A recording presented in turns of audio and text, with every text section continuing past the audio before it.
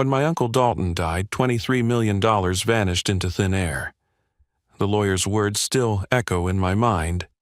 He left a treasure, but only to the one who finds it. Everyone thought it was a cruel joke, something out of a bad movie. My cousin Brock actually laughed out loud in the lawyer's office, said the old man had finally lost his mind completely. But I knew my uncle better than that. Dalton Westbrook never joked about money, and he certainly never did anything without a purpose. My name is Colby, and I'm a high school history teacher in Nebraska. Not exactly the type of person you'd expect to be hunting for millions in hidden treasure. I spent my days teaching teenagers about the Civil War and grading papers that were mostly copied from Wikipedia. My biggest adventure most weeks was trying to make my paycheck stretch to the end of the month.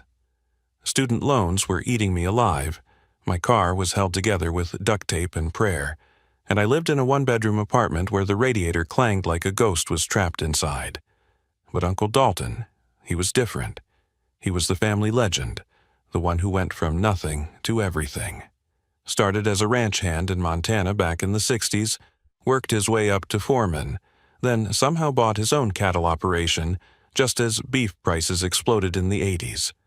By the time he hit 50, he owned half the real estate in 3 counties and had more money than he knew what to do with. $23 million to be exact. At least, that's what the lawyers said his estate was worth. The thing about Dalton was that he lived alone on this massive 500-acre ranch, never married, never had kids, just him, his cattle, and whatever ghosts haunted those Montana hills. The family stayed away mostly. They only came around when they needed money, hands out, sob stories ready. My Aunt Lorraine would show up every few years with some investment opportunity that couldn't miss. My cousin Brock always had a business venture that just needed a little capital to take off. My other cousin Willa had 3 kids from 3 different fathers, and somehow that was always Dalton's problem to solve. Then there was my brother Deacon, who discovered gambling the way some people discover religion. He found meaning in it, purpose, and a really good way to lose everything he'd ever earned. Even my parents, Warren and Judith, sweet as they were, had started making comments about how nice it must be to have all that money just sitting around doing nothing. But me? I visited Dalton because I actually liked the old man. Every Sunday, I'd drive 4 hours each way just to play chess with him. We'd sit in his study, this beautiful room with mahogany everything and books that probably cost more than my car, and we'd play game after game while he told stories about the old days. He taught me about strategy, about thinking 3 moves ahead, about sacrificing pawns to protect your king. The last time I saw him alive, he grabbed my wrist as I was leaving. His hand was still strong for a 72-year-old man. "Colby," he said, looking at me with those sharp blue eyes that seemed to see right through people. "Money reveals character faster than poverty ever could. Remember that when I'm gone." "Why are you talking like this, Uncle Dalton?" I asked him. "Just promise me you'll pay attention. Really pay attention. Not to what people say, but to what they don't." 2 weeks later, he was dead. Heart attack, they said. Found him slumped over his desk in that same study where we played chess. The doctors said it was quick, probably painless. But something felt wrong about it. Dalton was healthier than men half his age. He rode horses every morning, worked his ranch like he was still 30, never smoked, barely drank. A heart attack? It didn't make sense. The funeral was a circus. Family members who hadn't spoken to Dalton in years suddenly showed up in their finest black clothes, tears streaming down their faces like they'd lost their best friend. Brock gave a eulogy about what a generous, caring man his uncle had been, which was rich considering he'd called Dalton a selfish old bastard just 6 months earlier when he'd refused to fund Brock's cryptocurrency startup. But the real show started at the will reading. We all crammed into lawyer Sterling Whitmore's office in Billings, Montana. The air was thick with anticipation and greed. You could practically see people doing mental math, dividing 23 million by the number of potential heirs. Brock was already on his phone, browsing luxury cars. Willa was whispering to someone about finally being able to send her kids to private school. Aunt Lorraine sat with perfect posture, her lips pursed like she was sucking on something sour, probably calculating how much she deserved for being Dalton's sister. That's when Sterling Whitmore dropped the bomb that would change everything. He cleared his throat, adjusted his glasses, and read from the will. Dalton Westbrook's entire estate, valued at $23 million, has been converted to an untraceable form. His will states, "My fortune goes to the one who proves worthy by finding it. The unworthy will reveal themselves." The room exploded. Brock threw his coffee mug against the wall, leaving a brown stain that looked like modern art. Willa started screaming about legal rights and contesting the will. Aunt Lorraine threatened to sue everyone in the room, including the potted plant in the corner. My parents sat in shocked silence, their dreams of early retirement evaporating like morning mist. But me? I just sat there thinking about what Dalton had said, pay attention to what people don't say. And right then, in all that chaos and fury, I noticed something. The lawyer, Sterling Whitmore, had the slightest smile on his face, like he knew something we didn't, like the game had just begun. Everyone thought it was a cruel joke, that the money was gone, forever. They scattered across Dalton's ranch like locusts, tearing apart everything in their search for clues. They ripped open mattresses, pulled up floorboards, even dug random holes in the yard with the desperation of people who'd already spent money they didn't have. But I remembered those chess games. Dalton never made a move without thinking 3 steps ahead. This wasn't random, this was planned. And somewhere in that chaos I found something everyone else missed. Coordinates carved under his desk, right where his hand would rest during our chess games. Numbers that would lead me to a remote field in Montana, where I would dig in the dark and find not just millions in hidden assets, but evidence that would reveal the truth. My uncle hadn't died of a heart attack. He'd been murdered, and the killers were right there in that room with me, pretending to grieve while they searched for the money they'd killed him for. What I dug up that night didn't just change my bank account. It exposed a conspiracy that went deeper than greed.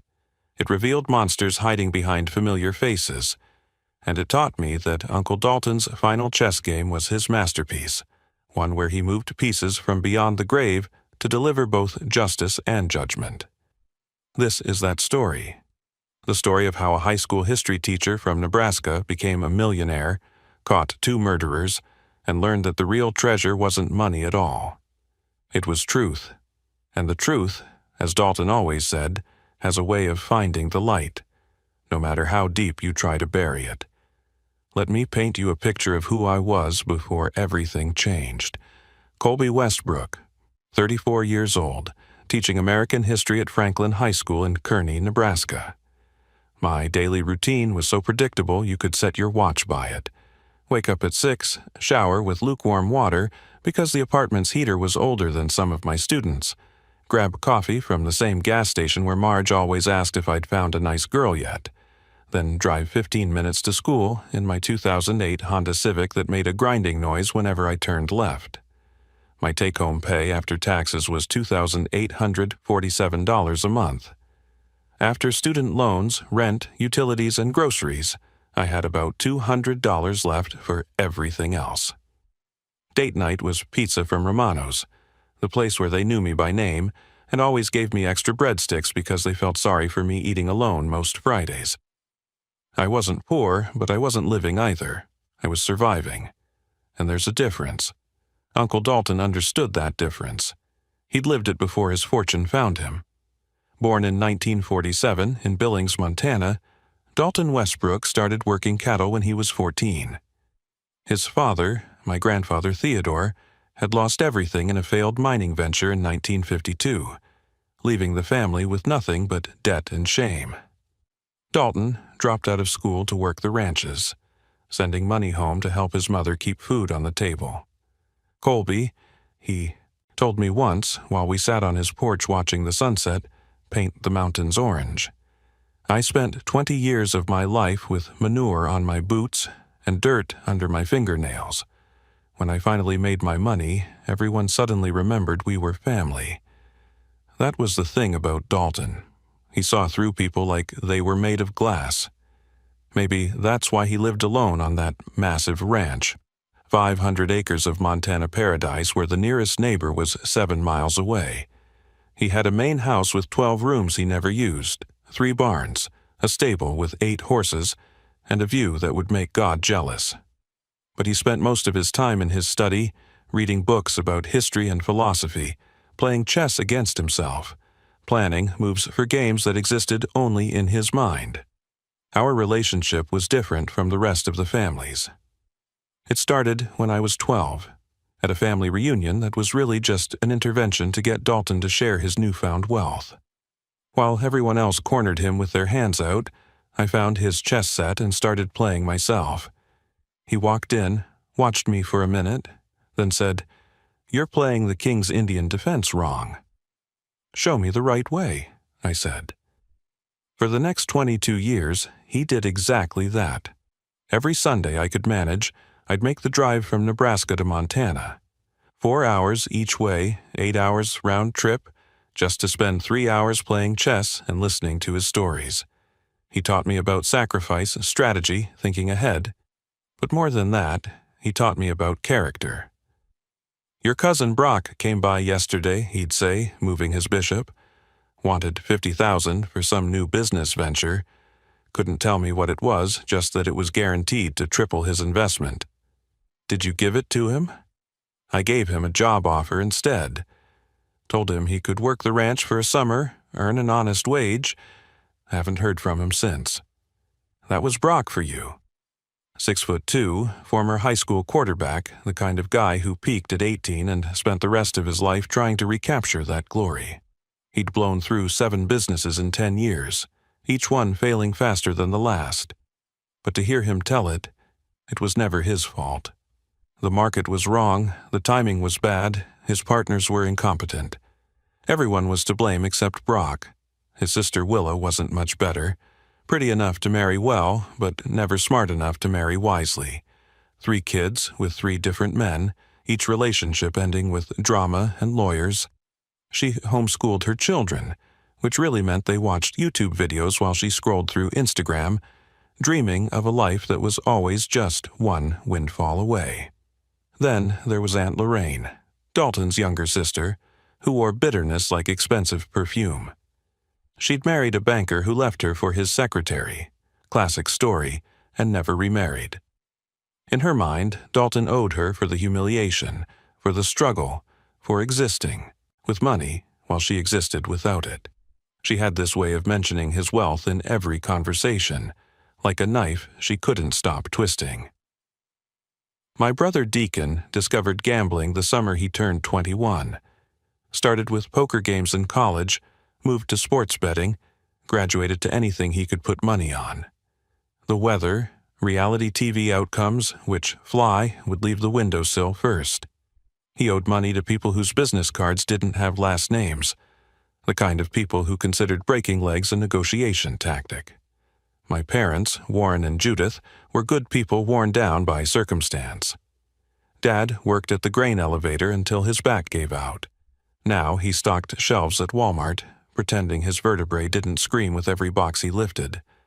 Mom cleaned houses for families who had what we didn't, coming home with stories about marble countertops and refrigerators with computers in them. They never asked Dalton for money directly, but they'd mention their struggles just often enough to keep hope alive.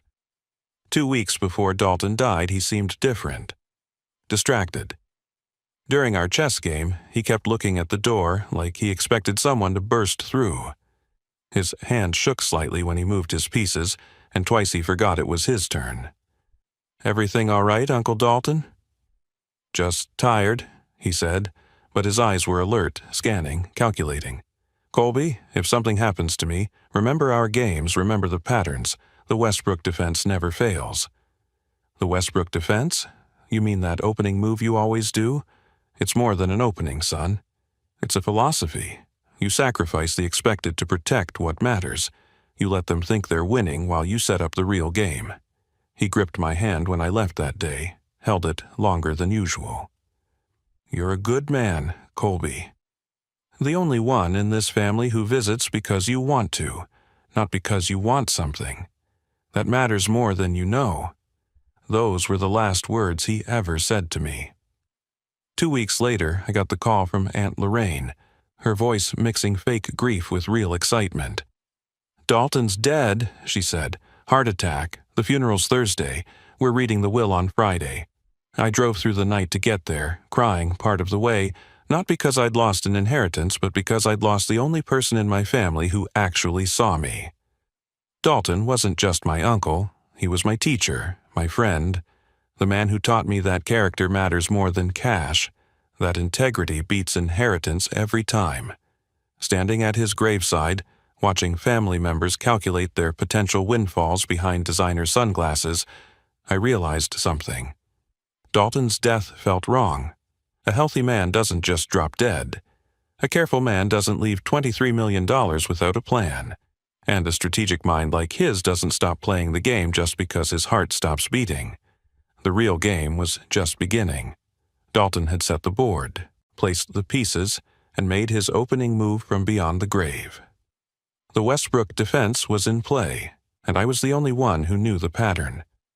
The law office of Sterling Whitmore sat on 3rd Street in downtown Billings, squeezed between a bail bondsman and a pawn shop, which seemed appropriate given what was about to happen.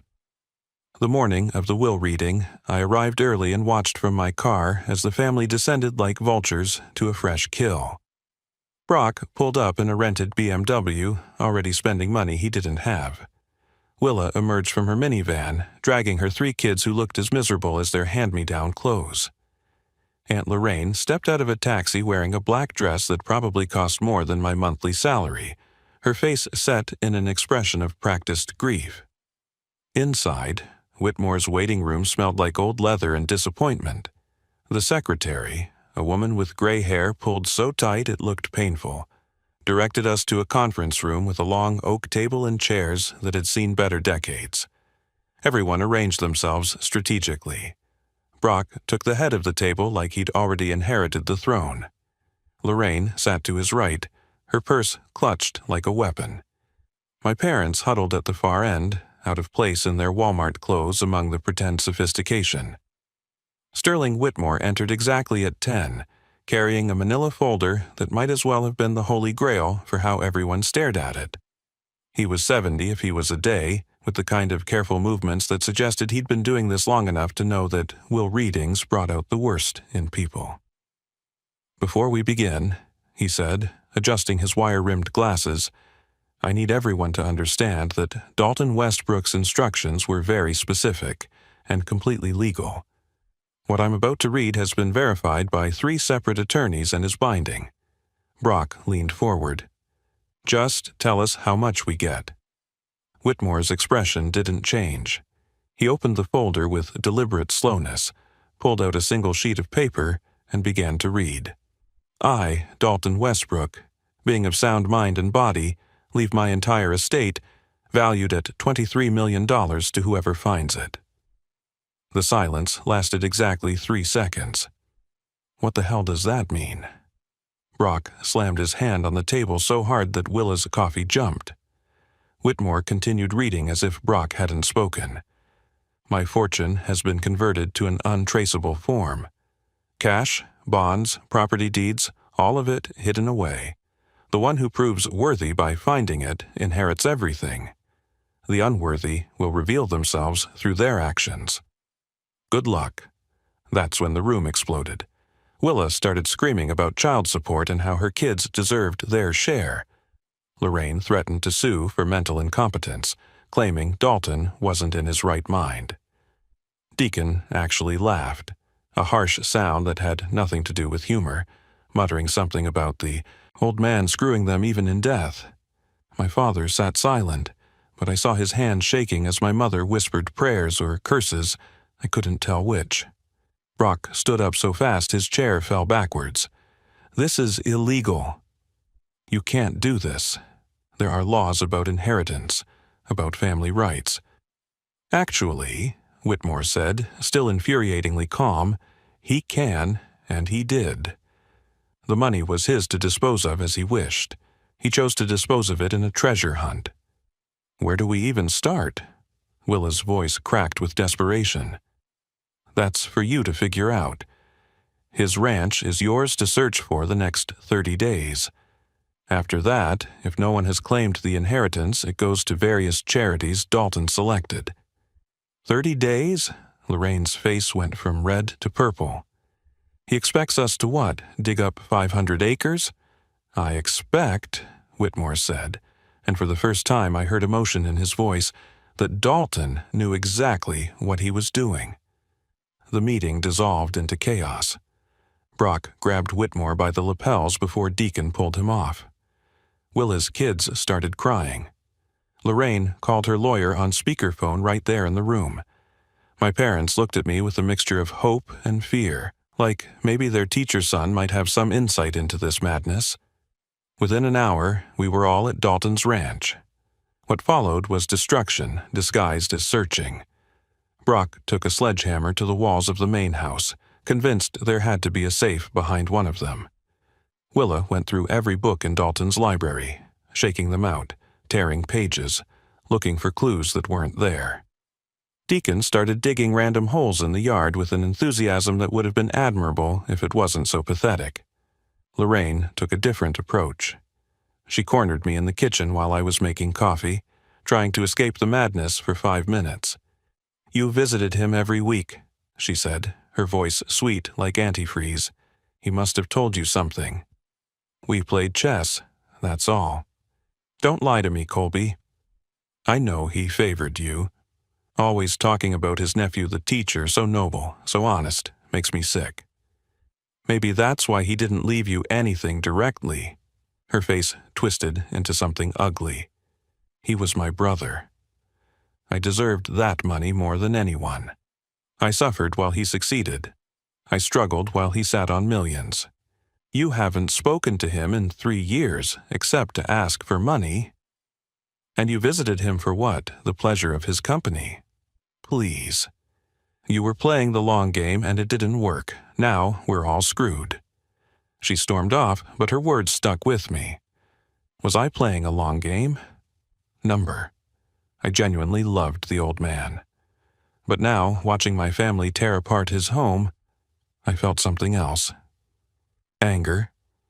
This wasn't what Dalton deserved. These people didn't care that he was dead, only that his money was hidden. That's when I retreated to his study. It was the one room no one had ransacked yet, probably because it held nothing of obvious value. Just books, a chess set, and that massive mahogany desk where we'd spent so many Sundays. I sat in his chair, the leather still shaped to his form, and tried to think like he would think. "The Westbrook defense," I said aloud, setting up the chessboard the way he always did. King's pawn to a4, knight to f6. It was an unusual opening, one that invited attack while preparing a counteroffensive.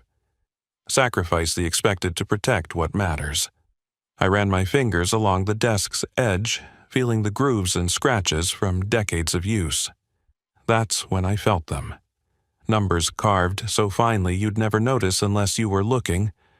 No, not looking, feeling. Dalton knew I always ran my fingers along the desk when I was thinking about my next move. 45 degrees, 78.24 degrees north, 108 degrees, 507 thousandths degrees west. Below the coordinates, a single word that made my heart race. Patience. I heard footsteps in the hallway. Quickly, I covered the carving with my hand as Brock burst in, sweating through his expensive shirt, plaster dust in his hair. "Find anything, cousin?" "Just memories," I said, keeping my voice steady. "Memories don't pay bills. If you find something and don't share, we'll know." "Is that a threat, Brock?" He stepped closer, and I could smell the desperation on him like cologne. "It's a promise. We're family, Colby. Family shares, unless you want to find out what happens when family feels betrayed." After he left, I sat there for another hour, pretending to look through books while my mind raced. I had coordinates. I had a clue. But more than that, I had a growing certainty that this wasn't just about hidden money. Dalton had been murdered. I was sure of it now. The question was by whom, and why hide the evidence in a treasure hunt? The answer was carved right there in the desk. Patience. Dalton was forcing his killer to reveal themselves. He was playing the Westbrook defense one last time, sacrificing his fortune to protect something more important. Justice. I memorized the coordinates, then grabbed a random book from the shelf and walked out of the study. In the living room, Brock was pulling up floorboards while Lorraine directed him like a foreman. Willa had moved on to cutting open mattresses. Deacon was outside with a metal detector he'd somehow procured in the last 2 hours. "I'm heading back to Nebraska," I announced. "Got to prep for classes next week." Running away? Brock didn't even look up. "Figures." "Let him go," Lorraine said. "More for us when we find it." I drove away from that ranch with my heart pounding, knowing I had the only real clue to $23 million. But more importantly, I had the key to solving a murder. The coordinates burned in my mind like a brand. Whatever Dalton had hidden, it wasn't just money, it was truth. And someone in that house was willing to kill to keep it buried. The drive back to Nebraska was a lie that lasted 4 hours. I took the familiar route until I hit Sheridan, then doubled back on Highway 14, watching my mirrors for any sign of Brock's BMW or Lorraine's rental car. My phone buzzed constantly with family group texts, each one more desperate and angry than the last. Willa claimed she'd found something in the basement. Deacon said the metal detector was picking up signals all over the property. Brock accused everyone of hiding discoveries. I turned my phone to silent and kept driving. The coordinates led to a place I'd heard about but never visited, the area near Whitetail Ghost Town, abandoned since the 1960s when the copper ran out and the dreams died with it. This wasn't random. Dalton's father, Theodore, had invested everything in a mining operation there in 1952. Lost it all when the surveys turned out to be falsified, the copper veins already exhausted.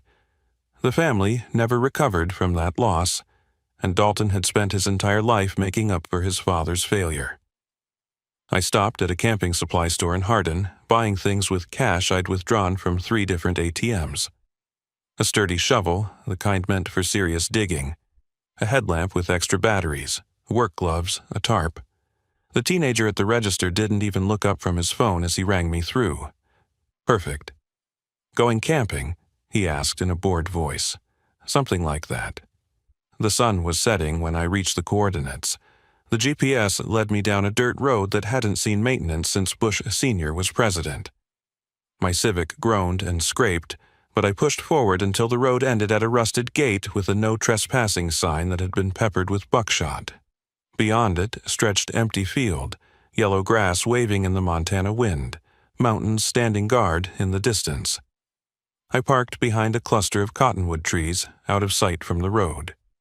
The temperature was dropping fast, that high desert cold that seeps through your jacket and into your bones. I put on the headlamp, grabbed the shovel, and checked my phone's GPS one more time. The exact coordinates were 200 yards into the field, near a lone juniper tree that looked like it had been fighting the wind for a century and losing. The ground was harder than I expected. The first foot took an hour, my hands blistering inside the work gloves. I thought about Dalton doing this. A 72-year-old man digging in secret, probably at night just like I was. How long had he planned this? How many trips had he made? The effort alone told me this was more than just hiding money. This was a man building a trap for his own killer. By midnight, I was 3 feet down and ready to quit. My back screamed.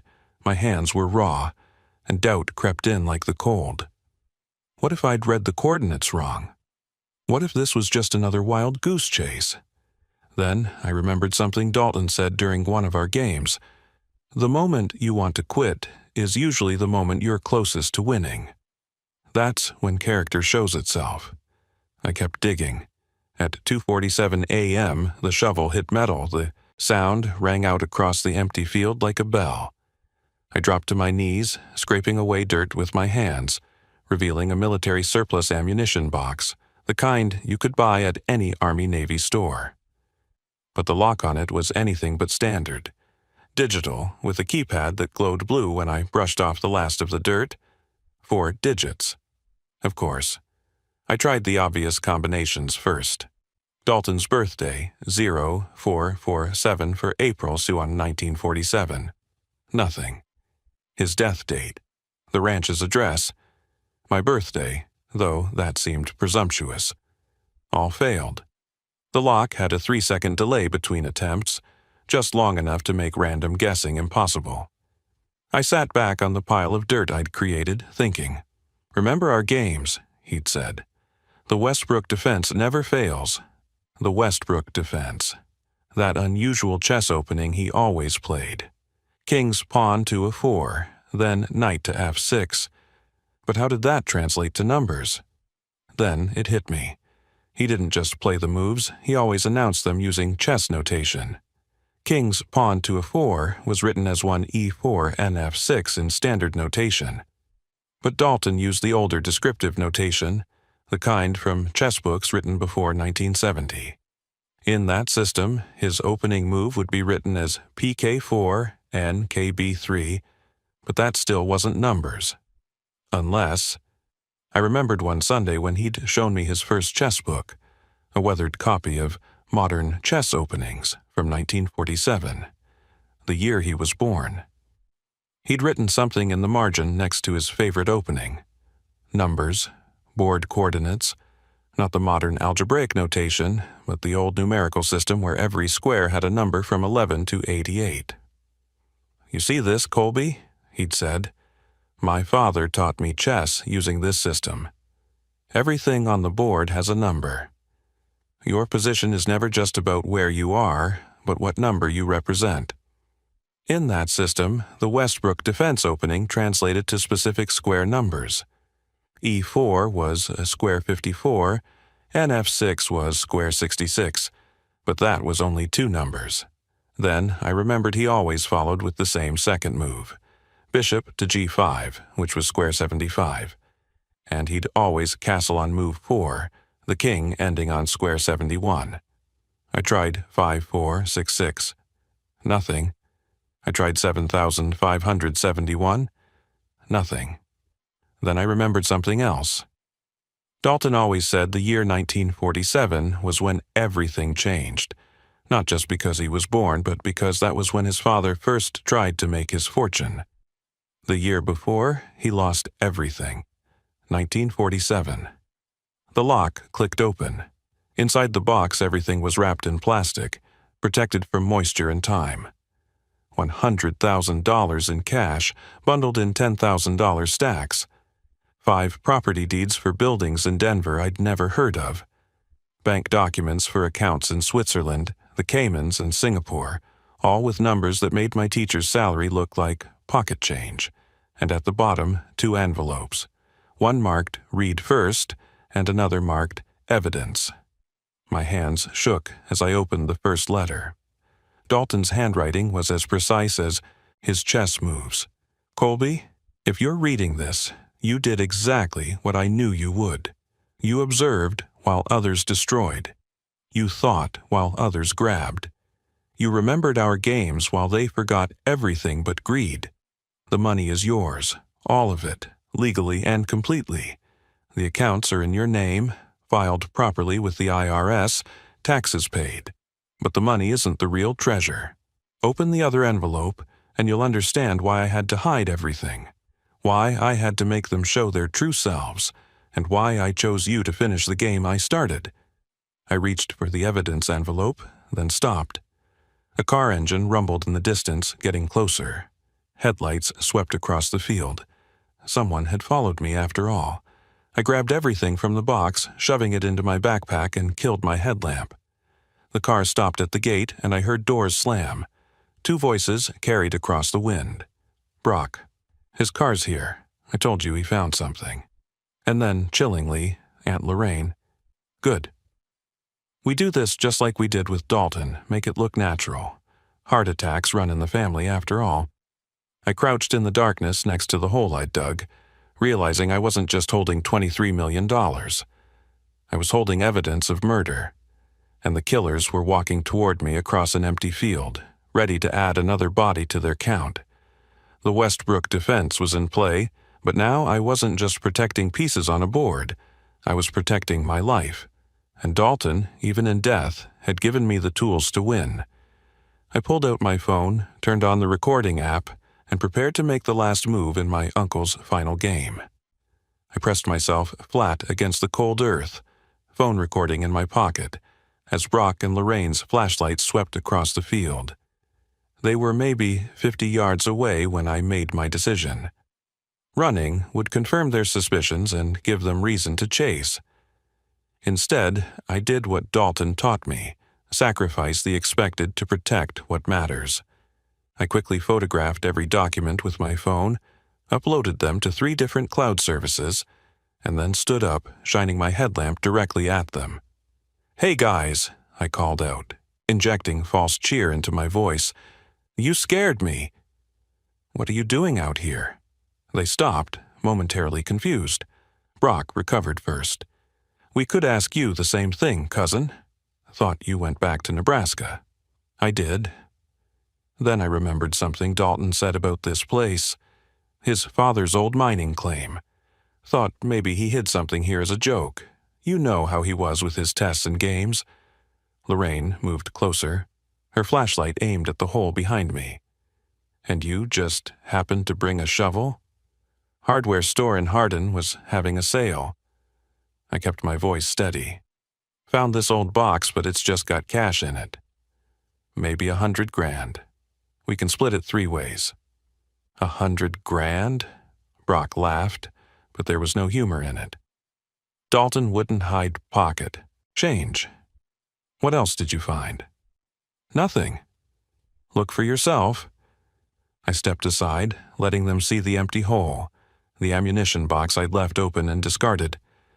The rest was in my backpack, but they didn't need to know that yet. Lorraine walked to the edge of the hole, peering down. "You dug 6 feet for $100,000? That's a lot of work for a third of not much money." "Well, I was hoping for more." She turned to face me, and in the harsh glare of the headlamps her face looked skeletal. "You know what I think, Colby?" "I think you found exactly what Dalton wanted you to find. I think you're lying to us, just like he lied about everything." "He never lied to me." "No? Did he tell you why he really kept that fortune to himself? Did he tell you how he made his first million? Your precious uncle wasn't some genius businessman. He was lucky. Right place, right time, right connections. And instead of sharing that luck with his family, he hoarded it." Brock had circled around behind me. I could feel him there even without looking.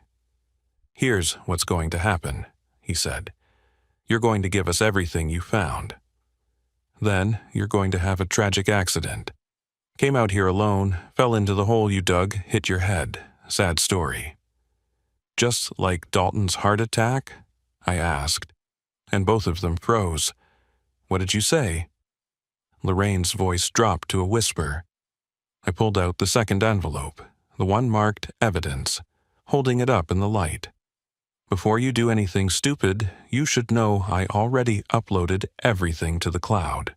Photos, documents, all of it." "You're bluffing," Brock said, but uncertainty crept into his voice. "Am I? Should I read you Dalton's letter? The one where he explains how you two poisoned him?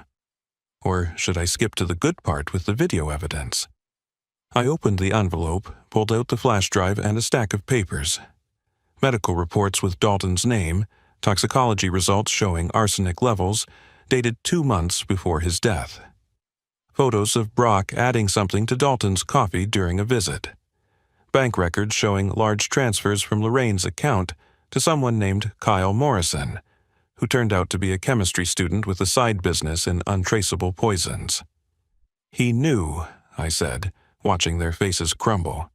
"He knew you were killing him, and he let it happen. Want to know why?" Lorraine lunged for the papers, but I stepped back, keeping them out of reach. "Because he needed you to think you'd won. He needed you to reveal yourselves completely. Every visit where you dosed his coffee, he was recording. Every phone call where you discussed the plan, he was listening. He documented everything. Impossible, Brock stammered. We were careful. You were greedy. There's a difference. I pulled out another document. This is his real will, filed with a different lawyer 2 weeks before he died. It leaves everything to charity unless his death is proven to be murder, in which case, everything goes to whoever brings his killers to justice. That would be me. You set us up, Lorraine snarled. No, Dalton set you up. I'm just finishing his game. I held up my phone, showing them the recording app still running. And you just confessed. We do this just like we did with Dalton. That's what you said walking across the field. It's all recorded. Brock charged at me, but I was ready. Dalton hadn't just taught me chess, he'd taught me to think ahead. I sidestepped, and Brock's momentum carried him straight into the hole I'd dug. He landed hard, screaming as his ankle twisted at an unnatural angle. Lorraine pulled something from her purse. A syringe, probably the same poison they'd used on Dalton. You think you're so smart? Your uncle thought he was smart too, but smart doesn't stop a heart attack, does it? No, I said, backing away, but the Montana State Police do. The sirens came across the field like salvation. 3 cars, lights flashing, dust clouds rising in their wake. I'd called them before I even started digging, told them everything, sent them copies of the initial evidence Dalton had left in the first envelope. They'd been waiting just out of sight, listening to every word through the phone connection I'd left open with Detective Vera Blackstone. Drop the weapon. Detective Blackstone's voice boomed across the field. 3 officers had their guns trained on Lorraine. She looked at the syringe in her hand, then at me, then at the police. The syringe fell to the ground. Colby Westbrook, she said, her voice full of venom, you're just like him, self-righteous and cruel. No, I corrected her. I'm exactly like him. I protect what matters. They arrested Lorraine first, reading her rights while she cursed everyone from Dalton to God himself. Then they pulled Brock from the hole, his ankle broken, his face streaked with dirt and tears. He actually tried to bargain with them, offering to testify against Lorraine for a reduced sentence. Family loyalty lasted exactly as long as it took for the handcuffs to click. Detective Blackstone walked over to me as the patrol cars pulled away. Your uncle was a smart man. He came to us 6 weeks ago with his suspicions, but we didn't have enough evidence to make an arrest. He said he had a plan to get it. Getting himself killed was the plan. Dying was going to happen anyway. The poison was too far advanced. He knew he had maybe 2 months left, so he decided to use his death to catch his killers. She handed me a business card. The district attorney will want to talk to you. With your evidence and their confession tonight, they're looking at life without parole. After she left, I stood alone in that field where Dalton's father had lost everything, and where Dalton had hidden everything. The sun was starting to rise, painting the mountains gold. I pulled out the last item from the evidence envelope, a small note in Dalton's handwriting. Checkmate in 4. Moves, Colby. They thought they were winning when they were already lost. Use the money wisely. Build something that matters. And remember, the best victories are the ones where your opponent defeats themselves. Thank you for being the son I never had. Thank you for seeing me as a person, not a payday. Your character's worth more than any fortune, but the fortune is yours anyway. You earned it by being exactly who you are. $23 million. Property in 3 states. Accounts scattered across the globe. All mine, legally and completely. But sitting in that field, holding the evidence that would put 2 murderers away forever, I realized Dalton had given me something worth more than money. He'd given me the chance to prove that character matters, that justice exists, and that sometimes the good guys win because they're willing to play the long game. I gathered everything, filled in the hole, and drove toward the sunrise. There would be trials, testimonies, and 1,000 legal procedures ahead. But first, I had a promise to keep. Dalton's real will specified that $10 million should go to rural education. I was going to make sure every penny reached kids who, like Dalton once was, were brilliant but broke, strategic but stuck. The Westbrook defense had worked perfectly. By sacrificing himself, Dalton had protected his legacy, revealed his killers, and ensured his fortune went to someone who would use it right. It was the greatest chess match ever played, and I was honored to make the final move. The trial lasted 3 months. Brock and Lorraine sat at the defendant's table like strangers, their lawyers arguing separate defenses that basically amounted to blaming each other. The prosecutor, a woman named Janet Chen, who had the demeanor of a friendly librarian and the instincts of a shark, methodically presented Dalton's evidence. Security footage of Brock purchasing arsenic under a fake name. Recorded phone calls where Lorraine calculated inheritance taxes while discussing dosage amounts. Bank records showing they'd been planning this for 3 years, ever since Dalton refused to bail out Brock's 5th failed business. When I took the stand, Lorraine stared at me with such hatred I could feel it like heat. But Brock wouldn't even look my way. During cross-examination, their lawyer tried to paint me as a manipulative nephew who'd convinced a dying man to frame his own family. The jury didn't buy it. The evidence was too thorough, too detailed, too perfectly Dalton. "Your uncle was a meticulous man," Janet Chen said during closing arguments. "He documented his own murder with the precision of a scientist and the foresight of a chess master. He knew that justice required proof, and proof required patience." The jury deliberated for 2 hours. Guilty on all counts. Murder in the first degree. Conspiracy. Attempted murder for what they'd planned to do to me in that field. Lorraine got life without parole. Brock got 40 years, eligible for parole in 25 if he behaved himself, which, knowing Brock, he wouldn't. The day after the verdict, I sat in another lawyer's office, this one considerably nicer than Sterling Whitmore's. Marshall Davies specialized in estate law and charitable foundations. He helped me establish the Dalton Westbrook Educational Trust, funded with $10 million, designed to provide scholarships for rural students in Montana, Wyoming, and Nebraska. Kids who were brilliant but broke, strategic but stuck, just like Dalton had been. "You could keep it all," Marshall said, reviewing the paperwork. "Legally, it's yours." "It was never about keeping it all," I told him. "It was about keeping it from the wrong people and giving it to the right ones." My parents retired immediately. I bought them a house in Florida, nothing fancy, just a 2-bedroom place where Dad's back didn't ache from the cold and Mom could grow tomatoes year-round.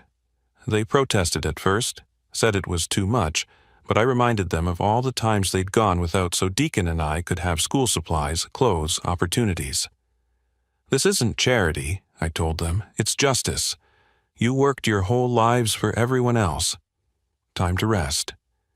Deacon was harder. The money could solve his gambling debts, but it couldn't cure his addiction. I paid for rehab, the good kind where they actually address the underlying issues, not just warehouse you for 30 days. He's been clean for 6 months now, working as a counselor at the same facility. Turns out recovering addicts make the best guides for people still lost in the woods. Willa surprised me. When she found out about Brock and Lorraine, she broke down completely. Not because they were going to prison, but because she finally understood how toxic our family had become. She used her small inheritance from a life insurance policy Dalton had set up years ago to move her kids to a better school district. Went back to college herself, studying to become a teacher. We have coffee sometimes, 2 educators trying to break the cycle of greed that almost destroyed our family. As for me, I kept teaching. Sure, I didn't need the paycheck anymore, but I needed the purpose. My students don't know their history teacher is worth millions. They just know I show up every day, prepared and passionate, ready to teach them about the past so they can build a better future. I did buy a new car, a reliable Toyota that turns left without grinding, and I paid off the school's lunch debt for every kid in the district anonymously. The principal still doesn't know who the concerned citizen was. I bought a small ranch about an hour from Dalton's old place. Nothing huge, just 50 acres with a view of the mountains. I planted an apple orchard, built a library, and set up a chess pavilion where local kids come to learn the game. Above the entrance, I had a plaque installed. Character is your real inheritance. Guard it better than gold. Dalton Westbrook. Every Sunday, I sit at the same chessboard where Dalton and I played our games. Sometimes I play against visitors, sometimes against myself, always opening with the Westbrook defense. I think about him often, this man who turned his own death into a victory, who used his fortune as bait to catch his killers, who trusted me to finish the game he started. The $23 million changed my life, but not in the way most people think. It didn't make me happy, it made me responsible.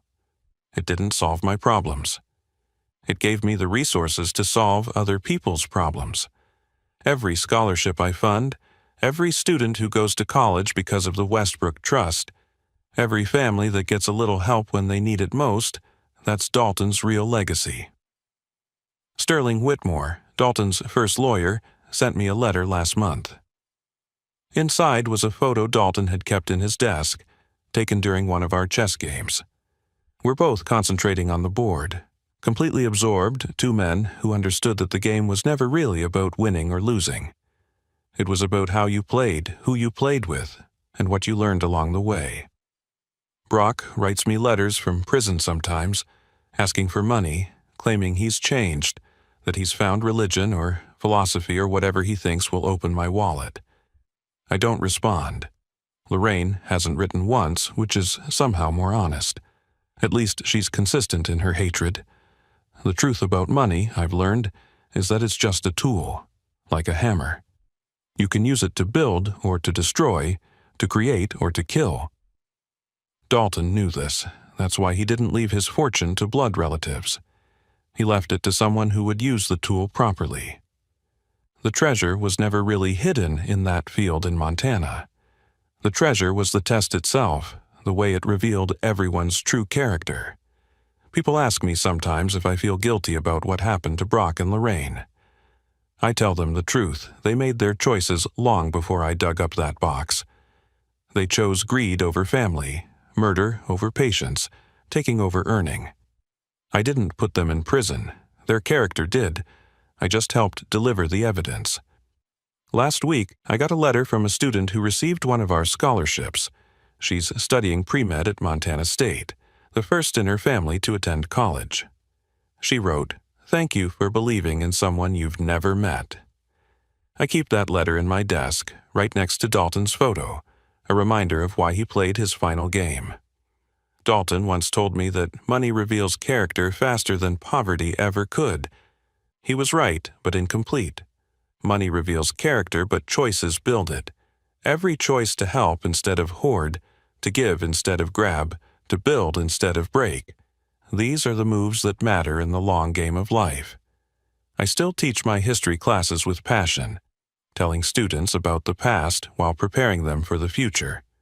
And sometimes, when I tell them about the importance of character, about how the choices we make define us more than the circumstances we're born into, I think about an old man who loved chess, a fortune hidden in a field, and a game that continued even after the king fell.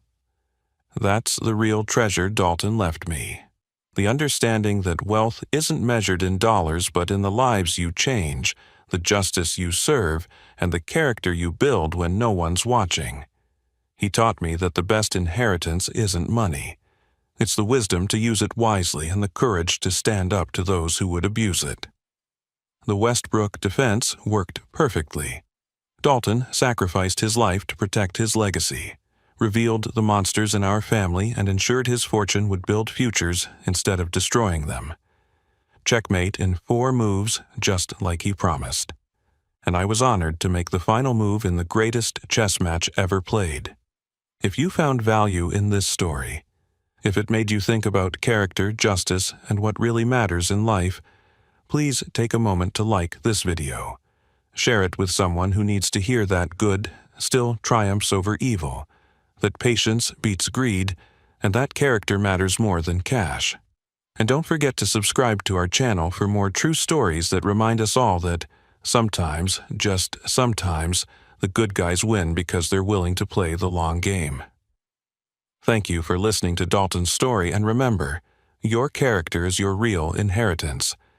Guard it better than gold.